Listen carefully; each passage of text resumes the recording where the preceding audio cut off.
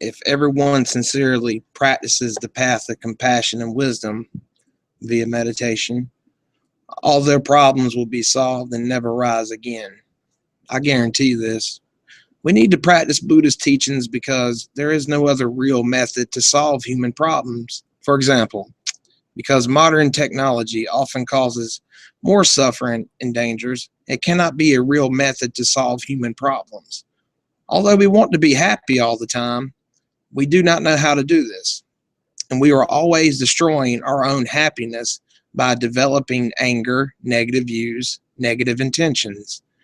We are always trying to escape from problems, even in our dreams, but we do not know how to liberate ourselves from suffering and problems because we do not understand the real nature of things. We are always creating our own suffering and problems by performing inappropriate or non-virtuous actions. The source of all our daily problems is our delusions, such as attachment.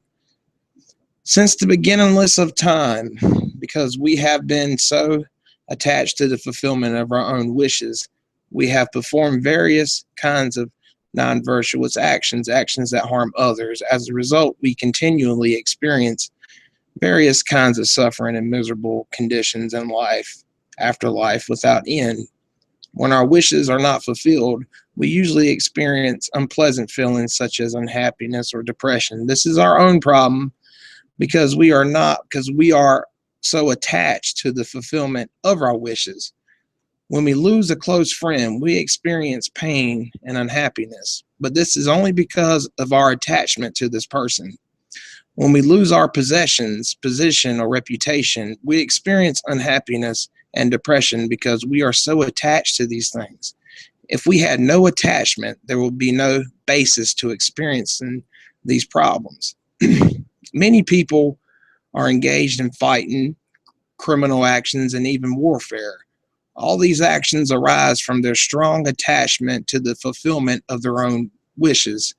In this way, we can see that there is not a single problem experienced by living beings that does not come from their attachment. This proves that unless we control our attachment, our problems will never cease. The method for controlling our attachment and other delusions is the practice of Buddhist teachings or mindfulness meditation. By practicing Buddhist teachings, we can solve our daily problems that arise from attachment. By practicing Buddhist teachings on universal compassion, we can solve our daily problems that arise from anger. And by practicing Buddhist teachings on the profound view of emptiness or selflessness, ultimate truth, we can solve our daily problems that arise from ignorance. How to develop this universal compassion and wisdom, realizing emptiness, will be explained. The root of attachment and all of our suffering is self-grasping ignorance. Ignorance about the way things actually exist. Without relying upon Buddhist teachings, we cannot recognize this ignorance. And without practicing Buddhist teachings on emptiness, selflessness, we cannot abandon it. Thus, we shall have no opportunity to abandon liberation from suffering and problems. Through this explanation, we can understand that since all living beings, whether human or non-human, Buddhist or non-Buddhist, wish to be free from suffering and problems, they all need to practice the Dharma. There is no other method to accomplish this at the moment. We should understand that our problems do not exist outside of ourselves, but are part of our mind. And our mind experiences these unpleasant feelings. Okay, when you see the world is in your mind. Your eyes are seeing the world, but it's all in your mind. But I'm not saying the world doesn't exist. I'm just saying everything you see, eyes open or closed, is in your mind. Just think about that. When in our car, for example, when the car has a problem, we usually say, I have a problem. But in reality, it is the car's problem and not our problem. The car's problem is an outer problem, and our problem, which is our own unpleasant feeling, is an inner problem inside. These two problems are completely different. We need to solve the car's problem by repairing it, and we need to solve our own problem by controlling our attachment to the car. Even if we keep solving the car's problems, if we are unable to control our attachment to the car, we shall continually experience new problems related to the car. It is the same with our house, our money, our relationships, so on and so forth. Because of the mistakenly believing that our outer problems are their own problems, most people seek ultimate refuge in the wrong objects. As a result, their suffering and problems never end. For as long as we are unable to control our delusions, such as attachment, we shall have to experience suffering and problems continuously throughout this life and in life after life without end, because we are bound tightly by the ropes of attachment to samsara, the cycle of impure life. It is possible for us to be free from suffering and problems when we practice the Dharma. Understanding this, we should develop and maintain the strong wish to abandon the root of suffering, attachment, self-grasping ignorance. This wish is called reunification and arises from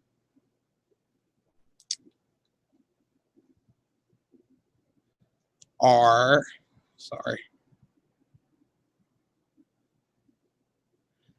and arises from our, my tablet's freezing, our own wisdom. Buddhist teachings are scientific methods to solve problems of all living beings permanently.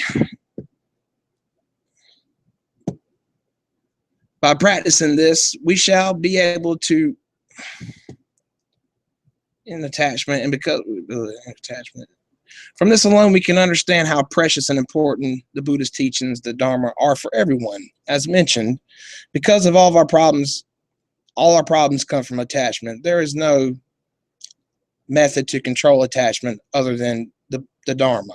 It is clear that only Dharma is the actual method to solve our daily problems. For Buddhists, faith in the Buddha is their spiritual life. It is the root of all Dharma realizations. If we have deep faith in Buddha or trust, we shall naturally develop the strong wish to practice his teachings. With this wish, we shall definitely apply effort in our Dharma practice, and with strong effort, we shall accomplish permanent liberation from the suffering of this life and countless future lives.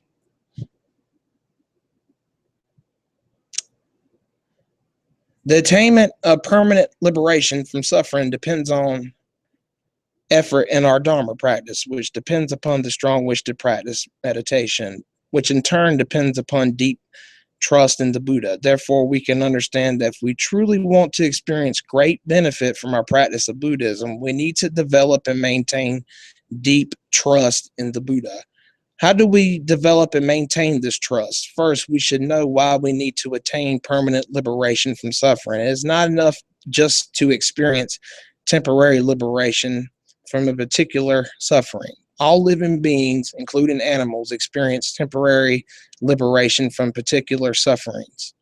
Animals experience temporary liberation from human suffering, and humans experience temporary liberation from animal suffering. At the moment, we may be free from physical suffering and mental pain, but this is only temporary.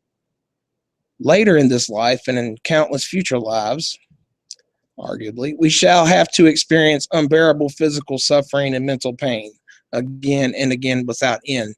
In the cycle of impure samsara, no one has permanent liberation. Everyone has to experience continually the suffering of sickness, age, and death, and uncontrolled rebirth in life after life without end. Within this cycle of impure life, there are various realms or impure worlds into which we can be reborn. The three lower realms, the animal, hungry ghost, and hell realms, and the three higher realms, the God, demon god, and human realms of all impure worlds. Hell is the worst. It is the worst that appears to the very worst kind of the mind. The world of an animal is less impure, and the world that appears to human beings is less impure than the world that appears to animals. However, there is suffering within each realm. When we take rebirth as a human being, we have to experience human suffering. When we take birth as an animal, we have to experience animal suffering. And when we have to take rebirth as a hell being, we have to experience the suffering of a hell being. This we shall realize that just experience is temporary liberation from particular suffering. It is not good enough. We definitely need to attain permanent liberation from suffering of this life and all other countless lives.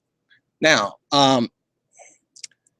from a different Buddhism perspective, reincarnation is simply not really taught. It's the life after life thing is more like,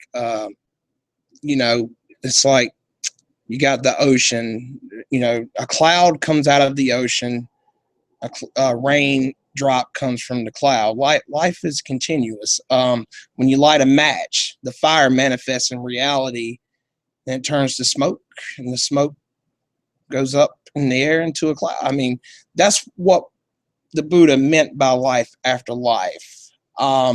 Not the other realms, the hell realm, animal realms. No, that depends on the interpretation. How can we accomplish this? Only by putting Buddha's teachings into practice. This is because only Buddha's teachings are the actual methods to abandon our self-grasping ignorance, the sources of our suffering. And in his teachings called King of Concentration, Siddhartha Buddha said, a magician creates various things, such as horses, elephants, so forth. His creations do not actually exist. You know all things in the same way. This teaching alone has the power to liberate all living beings permanently from their suffering through practicing and realizing this teaching, which is explained more later.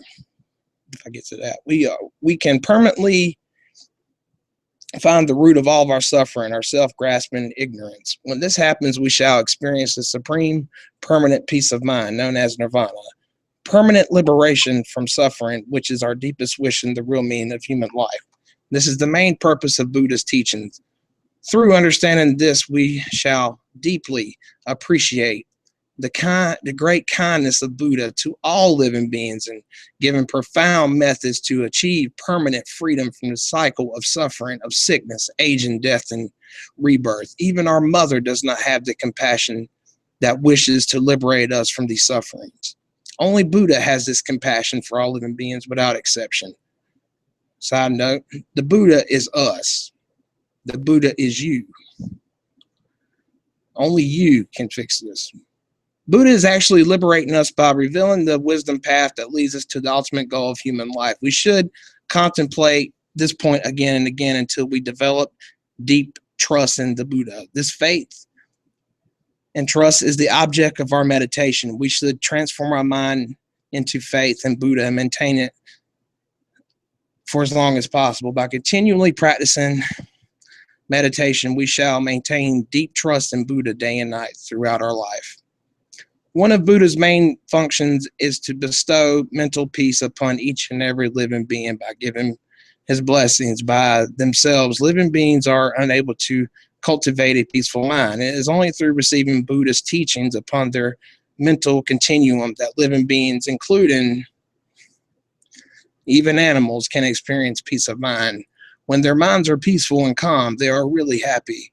But if their minds are not peaceful, they are not happy. Even if their external conditions are perfect, this proves that happiness depends upon mental peace. And since this depends upon receiving Buddha's teachings, Buddha is therefore the source of all happiness. Understanding and contemplating this should develop and maintain deep trust in the Buddha and generate the strong wish to practice his teachings in general and particular. Okay. Yes, happiness comes from within. Exterior things only bring temporary happiness. Long-term happiness comes from within. And practicing the Buddha's teachings, reading the teachings and practicing Buddhist meditation is a good way to keep the mind still, present moment. Present moment equals happiness, but we're not supposed to really cling for this happiness and these positive mental states, because you're going to have good and bad mental states. But on the flip side, the benefits are, increased happiness, well-being, so on and so forth. But don't ever meditate and think, this is it. This is the moment. You're going to have good and bad. The point is not to cling to that. So I kind of slightly disagree with that. Yeah, Siddhartha, the Buddha, he was an actual teacher. He had the Dharma teachings. But once you learn the Buddha's teachings, Siddhartha's teachings, you are the Buddha, basically. Think of it as like a title in some way. So that's what I meant by you are the Buddha. That's the whole point of it. Okay, guys, that's enough for now. Take care. Thanks for listening. Like, subscribe if you want. Much appreciated. Take care.